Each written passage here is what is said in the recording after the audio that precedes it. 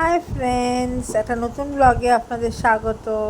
দেখো আজকে কি ঠান্ডা পড়েছে। আমি স্কুলে যাচ্ছি, বাইরে দেখেছো কি কুয়াশা, খুব ঠান্ডা লাগছিল। আর সকালে উঠে একটু চাটা খেয়ে মেয়েও উঠে পড়েছে। মেয়ের আজকে ছুটি, তাও উঠে পড়েছে।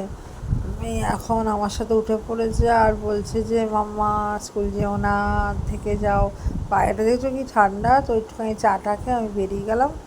তো এরপর আমি স্কুল থেকে বাড়িতে চলে এসে দেখলাম যে মেয়ে মাথা ফুলে গেছে।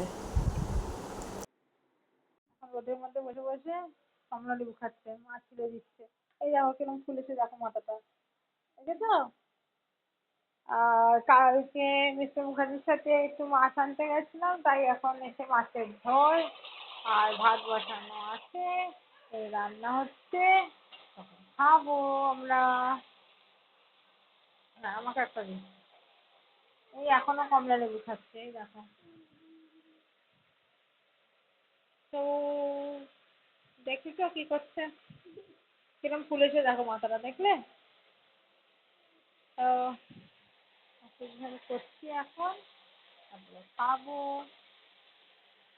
ডাল হয়েছে দুপুরবেলা, কালকে মিশে মিশে মাছ নিয়ে এসেছিলো, মাছের ঝোল, লাউ ঘন্ট, একটু ডালের সাথে আলু ভাজা হয়েছে।